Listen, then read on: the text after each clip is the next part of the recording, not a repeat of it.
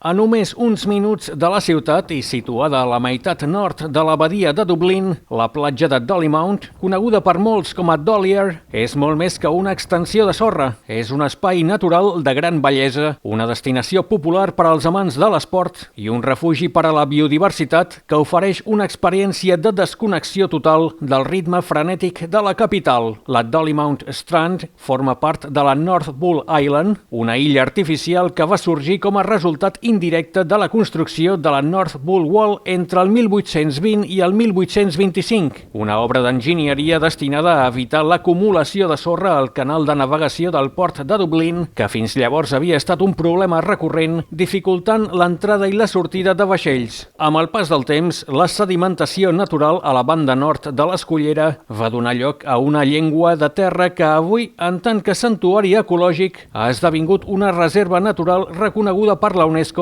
gràcies als aiguamolls, les dunes i la platja que proporcionen un hàbitat a centenars d'espècies d'aus migratòries. El nom Dollymount apareix al segle XIX com a referència a un petit grup de cases construïdes prop de Clontarf i d'ençà de llavors s'ha mantingut com un dels topònims més entranyables per als dublinesos, essent una de les platges preferides per als amants de kitesurf, de windsurf i de paddlesurf, atès que amb el seu vent regular i les aigües poc profundes ofereix unes condicions ideals per a esports aquàtics. També és popular entre corredors, ciclistes, famílies i banyistes, tot i que l'aigua rarament ultrapassa els 15 graus. La platja de Dollymount és fàcilment accessible amb transport públic, autobús o dart fins a Clontarf Road, seguit d'una caminada o bicicleta o amb cotxe, essent l'accés més popular l'icònic pont de fusta. Hi ha zones d'aparcament al llarg de la Bull Wall, d'on s'accedeix directament a la platja, tot i que n'hi ha que aparquen directament a la sorra. Així doncs, als dies de bon temps, les famílies irlandeses i els turistes omplen la sorra amb cadires, gossos i estels, i fins i tot en dies ventosos, la platja vibra amb activitat. Els visitants poden gaudir d'una llarga caminada d'uns 5 quilòmetres fins al final de l'illa, observar la skyline de Dublín d'una nova perspectiva o simplement asseure's a la sorra i veure com les gavines planen sobre l'aigua, essent una part de la memòria col·lectiva dels dublinesos com a lloc d'estiu, jocs infantils i pícnics familiars. I antigament, l'extensió de sorra durant la baixa mar era el banc de proves perfecte per als qui aprenien a conduir.